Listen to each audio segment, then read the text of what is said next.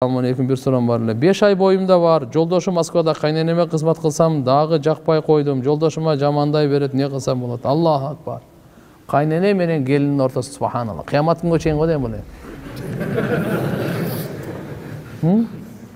Бул кыямат күнгө чейин жооп беребиз го дейм. Өлгөнгө чейин жооп берет болушубуз керек. Аллаху акбар. Эки жактан тең аша чабуу болот да. Эки жактан тең аша чабуу.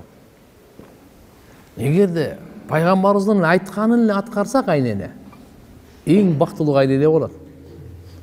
Пайгамбарыбыздын айтканын эле аткарса келин, эң бактылуу келин болот. Эң бактылуу келинди пайгамбарыбыз айтты. Эң бактылуу кайненени пайгамбар укуктар бар. Ай, кайненелер, урматтуу кайненелер, келиндер силердин кулдарыңар эмес. Аны силер төрөгөн эмессиңер. Балдарыңарды төрөгөнсүңөр, кыздарыңарды төрөгөнсүңөр. Шарият ошо кимди төрөсөңүз, ошонун мойнуна милдет кылган, фарыз кылган. Бул келин сизге Алла Таала берген белек. Кандай белек? Элестетип көр, төрөгөн жоксуң, көтөргөн жоксуң, чоңойткон жоксуң. Ха дегенде кызматчы алдыңа келип калды.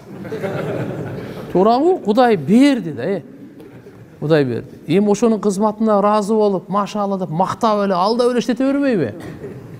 Мына менин келинимдей келин жок деп эле кылбай койсо бир нерсе деп айта албайсың.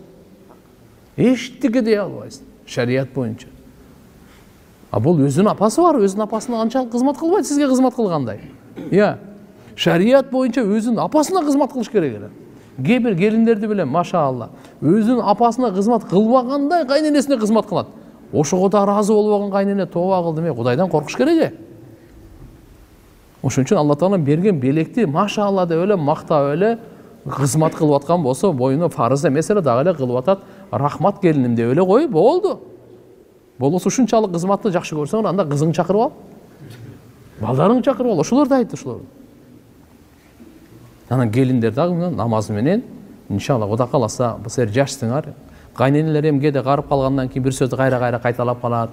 Кээ бир кайнене андай мындай болуп калат. Эчтеке эмес. Аны көңүлгө ала бербеш керек. Ар бир нерсе көңүлгө ала берсең, кыжалат боло бересиң.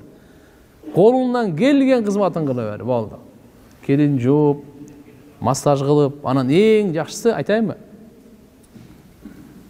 Жакшы бир көңүлү ачык учурда гана сураныч иретинде айтып койсо болот келиндерчи.